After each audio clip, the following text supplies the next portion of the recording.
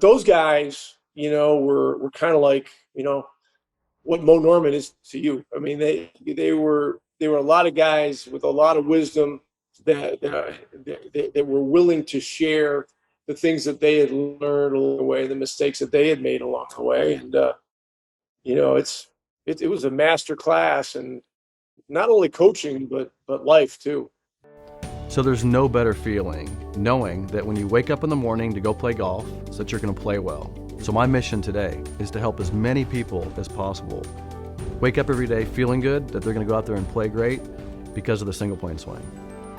One of the things that I thought is interesting about, and I was thinking about getting you on for a little podcast and a little show, was just talk about coaching in general. And one of the questions I have for you is that when we have conversations in the past and things we've done together, having a role model or a peer or somebody, like I look at you as a person who's always given me some great advice as a friend and as a coach and as a role model, and you've had that same situation in your life where you've had people that have influenced you and not only maybe in career decisions, but and you have these people in your life that you look to for advice.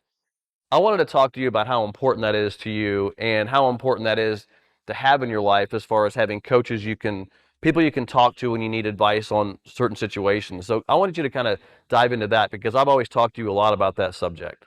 Yeah, you know, I've got a lot of people that have been very influential. Pete Newell is one of the great teachers of the game in the history of basketball. He's a Hall of Fame guy.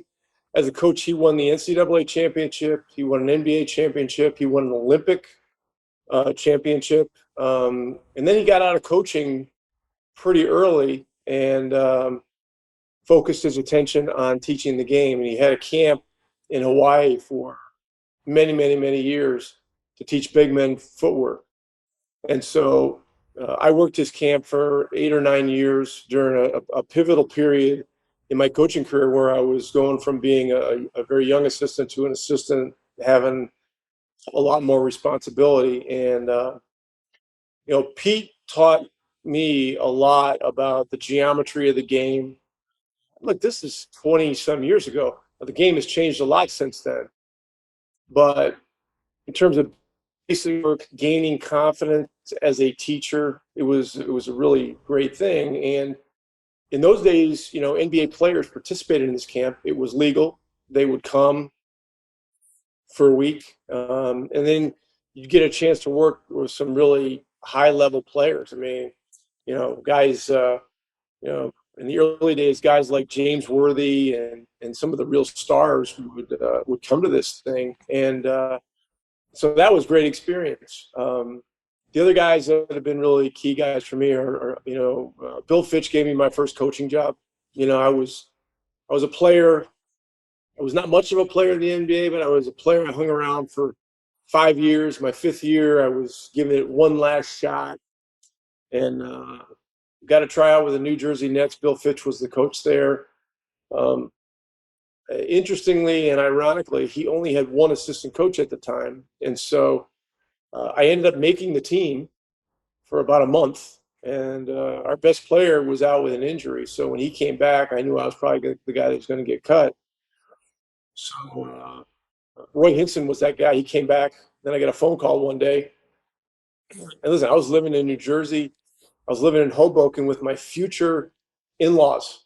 Hmm. I was so confident I was going to be on the team for the entire year that I didn't even get an apartment. So I was on temporary housing. So the phone call came one day, and so Coach Fitch said, "Hey, we're going to have to cut you." So I started talking to him and just saying, "Hey, thanks for the opportunity." And he goes, "No, wait a minute." Because I only have one assistant coach. Because I've seen you spending time with our younger guys, helping them with footwork and talking to them about the game. And he goes, "Look, I got a coaching job." Because it wouldn't be a lot of money. It'd be a lot of scouting. You'd be traveling, learning the league and stuff like that. But he goes, "I think if you really worked at it, you could be good." And so I said, "Well, hey, can I think about it and give you a call tomorrow?" He goes, "Yeah, no problem." And so it was a no-brainer decision for me. And so that's how my coaching career started. So I was with him for 3 years. He resigned in New Jersey, and then Chuck Daly, one of the, a Hall of Fame, one of the great coaches of all time. In fact, Fitz got into the Hall of Fame last year. Chuck's been in the Hall of Fame for 20, 25 years. Chuck was the original Dream Team coach, Mm-hmm. and I was fortunate to be with him for 2 years. And he had a whole different kind of style of coaching. Fitch was very meticulous, a lot of video, a lot of preparation. Chuck believed in all those things, but Chuck was more interested in sort of the big broad strokes view of it. The game within a game, the relationships with the best players, those kinds of things. And he was the guy that at that time he was getting close to 70 years old.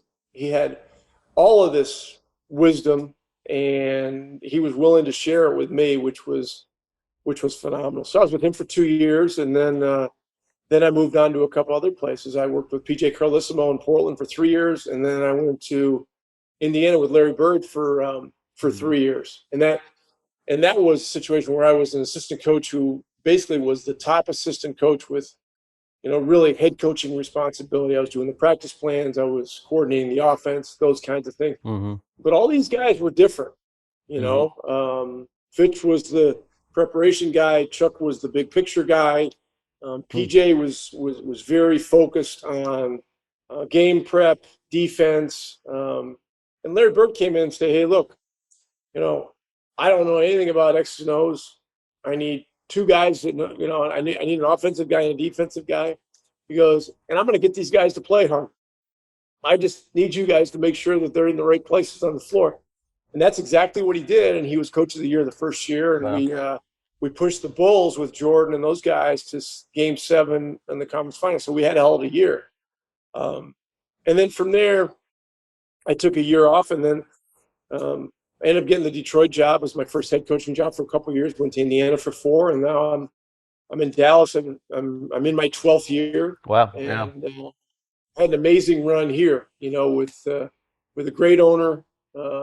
Nowitzki retired last season. Mm-hmm. He's one of the all-time greats. He's obviously a big reason that I've been able to be here for so long, and very blessed. But those guys, were kind of like, what Mo Norman is to you. I mean, they were a lot of guys with a lot of wisdom that were willing to share the things that they had learned along the way, the mistakes that they had made along the way, and it was a master class, and Yeah. not only coaching but life too. Yeah. Well, I mean, it's interesting because experience is such an important teacher to be a coach.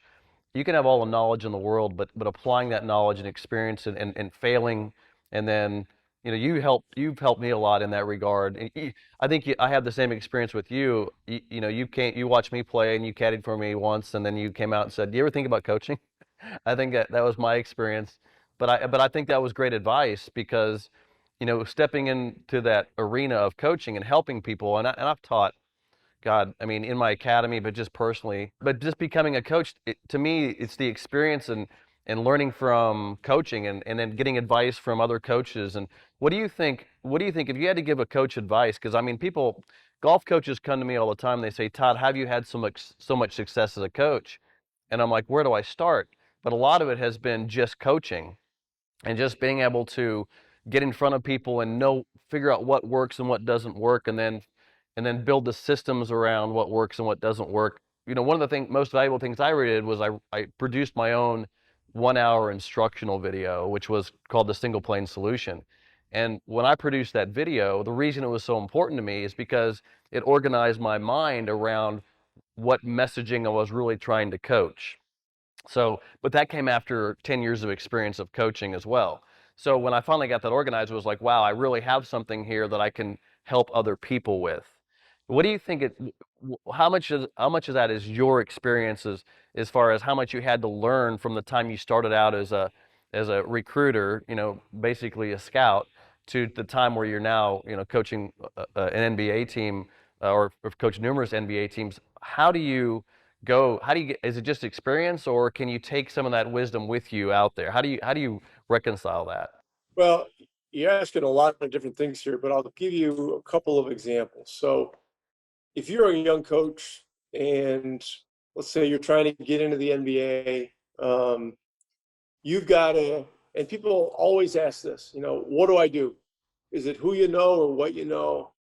And I said, well, I always say it's both. Now, there was a guy named is a guy named Chad Forcier who was a young coach who was a ball boy with the Seattle Supersonics back in the late '90s, and he was one of the guys, and he was a gym rat, and he had learned the language of NBA basketball and teaching. He'd been on the floor shagging balls and stuff like that.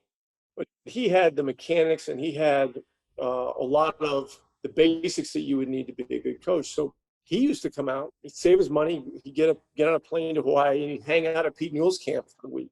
And he'd shag balls and he'd get to know the guys that were coaches in the league. And then guys like myself and Mark Ivoroni, who would become an NBA head coach, and Kiki Vandeweghe, who would become a GM in the league.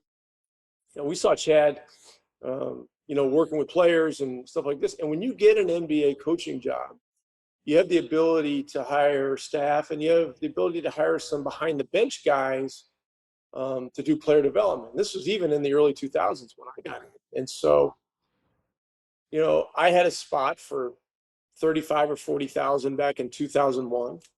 And there were two guys that I was interested in. And ironically, they both were guys that got out to Pete Newell's camp and were just hanging around the gym and doing this kind of stuff. And Chad was the guy I ended up hiring. Now, Chad went with me from Detroit to Indiana for 4 years. And then from there, he had an opportunity to either go to Dallas, and I was taking a year off at that point in time, to go to Dallas. And then at the last second, San Antonio came in with a much bigger offer. He ended up going to San Antonio. So here's the story of Chad Forcier. Chad goes to San Antonio in the summer of 2007. He was there for, I would say, at least 10 years. He got the reputation. Now he was San Antonio's #1 player development guy, and San Antonio has a guy named Chip England who's the best shooting coach in the world. So they really had, great development people. Chad was a guy that was known as the guy that really helped develop Kawhi Leonard into being a great player. But there were always teams that were wanting to talk to Chad about being a bench assistant, being a top assistant or a second assistant. So he ended up finally going with, I think, Frank Vogel down to Orlando. And so he went from a very stable situation where he was considered to be literally the best in the world. And then he made the decision to take a jump up and try to do the other. Well, they got fired after 2 years in Orlando. And then he went to Memphis with JB Biggerstaff. They got fired after 1 year. And so now I think Chad is in Milwaukee, and he's kind of moving back to the player development space where he was virtually the best at what he was doing. So, I'm giving you an example of a little bit of the structure of career structure of different types of things that go on in the NBA. Mm-hmm. I think golf is probably very different because you don't have these team environments. Mm-hmm. But if you want to be a great teacher in golf, I would give the same advice. Get to environments where you can learn from great teachers and do a little bit of teaching too. That's what Chad did. Yeah. Pete's camp back in the old days, and that's how he got his opportunity. And then he took it a long way. And you mentioned something which I thought was important is the language. Like you talk about, there's a language of the NBA. I don't have a clue of what that is, but then I know golf language, and that's part of being able to stand in front of a group and talk about golf. Is there is a language to the sport, which gives a lot of credence to your ability to know the sport, know how to talk about it, know the nuances of it.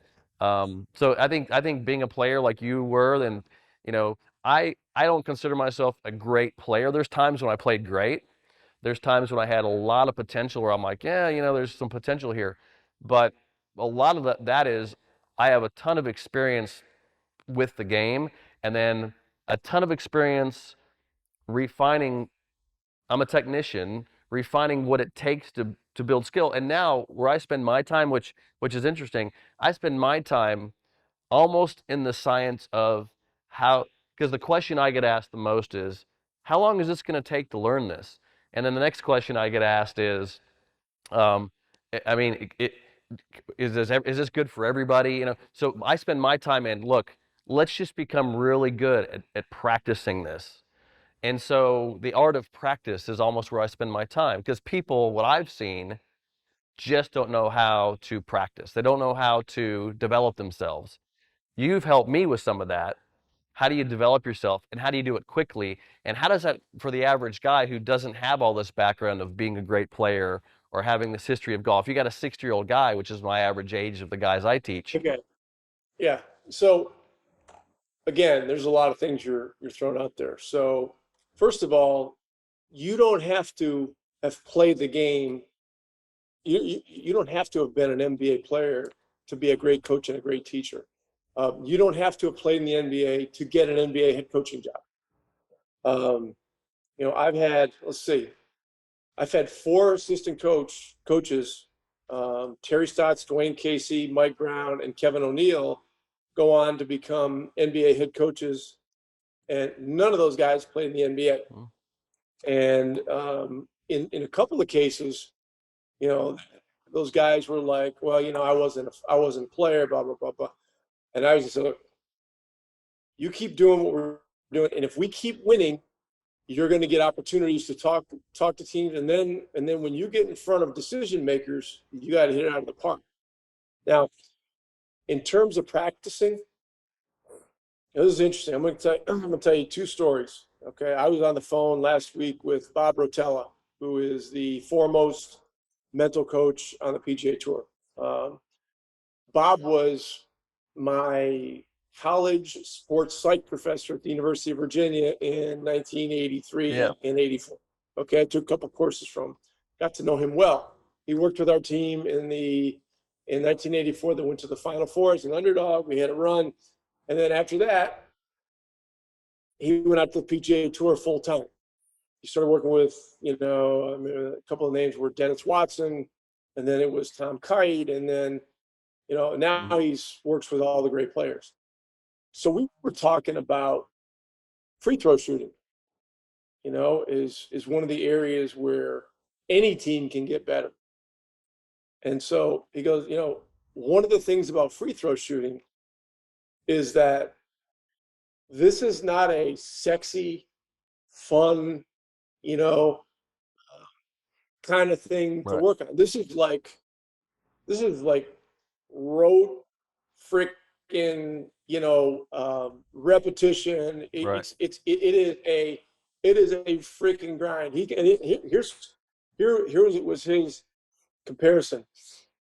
It's like working with guys on the tour and convincing them that practicing 90-yard wedge shots is going to be one of the big differences between them being a top 30 player and them being a winning player on the PGA Tour. Now, as a longtime golfer and someone that's been a scratch player, now I'm like about a 4 handicap, but I've played a lot.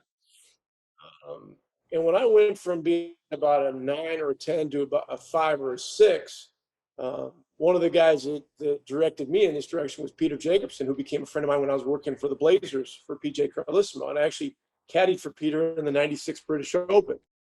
And Peter said, look, number one, play a better ball. Now, back in those days, I was playing a 2-piece ball. He said, look, play the Titleist professional. Doesn't go quite as far, but it's much better around the greens. So this is before the Pro V1s and all these other great balls came out. So I went to a better ball. He goes, and work on your wedge game. And on par 5s, don't just take in your second shot and try to bang it up next to the green. Get to your wedge distance and start being more meticulous. And so I did, and my handicap dropped immediately. So free throw shooting and wedge play, but you got to spend time on wedge play. And Yeah. you gotta understand, you know, there are different systems. I think the clock system is the best one for partial wedge shots. Hmm.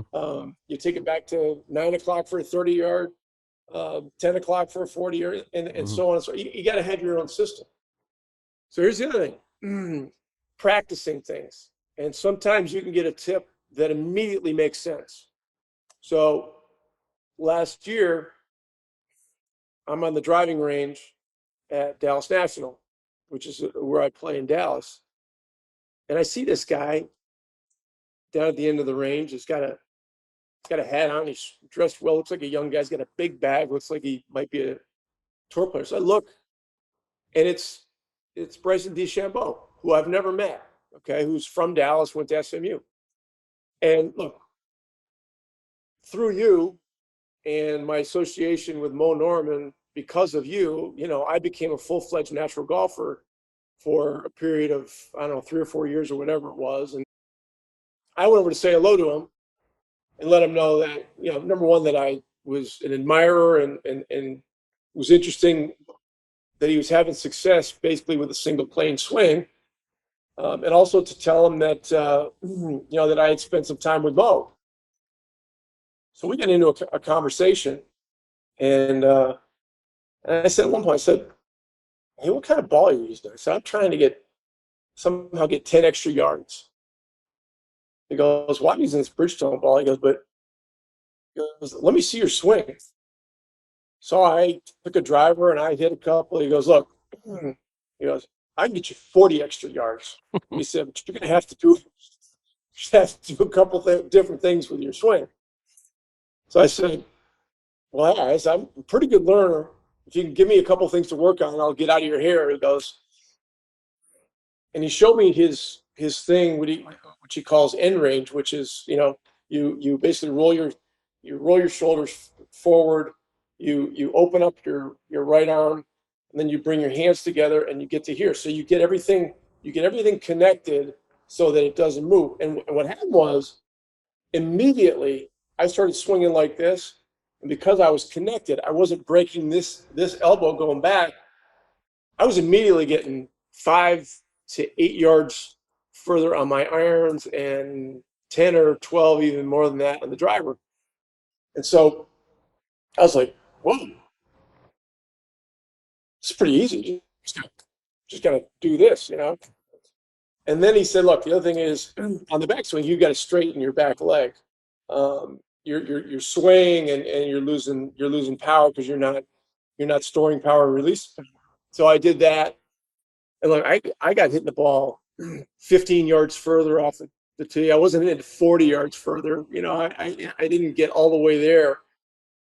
But the next day, I took I probably hit 20 or 30 shots on the range, and it was a pretty simple adjustment. The next day, I went out and shot my best round of the year. Nice. And I texted him. I said, "Hey, thanks a lot." And so he and I have become friendly. He's been to some of our games and stuff like that. And I guess he's a basketball fan, and he's a very interesting guy, because of his scientific approach to the swing.